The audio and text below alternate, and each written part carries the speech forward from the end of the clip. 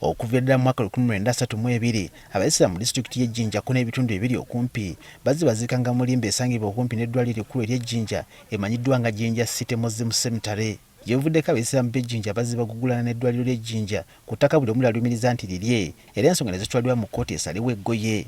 Nga bawulira bakoye enkaayana ezitaggwa Abaddukanya eddwaliro ly'e Jinja babakanya n'eddimu ly'okuzimba bbugwe ku ttaka lyabwe okakananga n'omulyango oguyingira limbo nagwo baguzibye. Embeera nekalubiza Abayisiramu naddala bakyotala akogase n'abataliiko baabwe abadde baziika mu kifo kino era balabiddwako nga babuuka ekisenge okugenda okuziika mu limbo eno. Okwanguyira okubuuka bataddewo n'obuddala ku balinnya okusobola okunuukiriza batuuke mu limbo.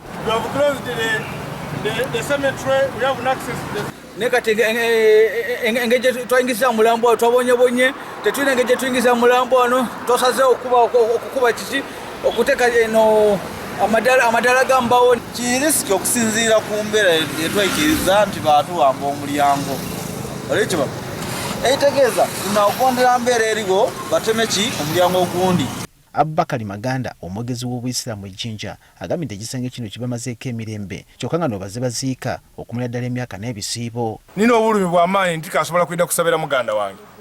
Nina obulumi bw'amaanyi nti abantu nti emirambo giri kuvundira mu mayumba teri kasobola kwenda kuziikibwa wano. Olw'okuba ministry ya health yatawa n'ekisenge yayigala gate wetu bisemirambo. Ekifo kino naawaali parking y'okuyidda mu kuziika abantu wano. Era n'entwe post nga kyatandikibwa 2032. Onagambye nti limbo eno si yakwejalabya baziikawo bantu abataliiko baabwe ko n'abakyotala batalina ttaka we baziikibwa. The people who use this cemetery are the chotalas who have no villages. The Muslims who wish to bury in such places for reasons well known to them. The Muslims who don't have transport take their beloved one to areas like West Nile, Acholi and Western Uganda. Okwenyikiza ensonga yaabwe baliko mu kugobalo gwe bawandikidde omukulembeze w'eggwanga nga bamuwenyaako afeeyo ku nsonga ezibalumya omutwe. I have information that they are planning to allocate us land in Butagaya. My humble prayer, Mr. President, is that there are 47 acres of NFA land opposite Mada Hotels.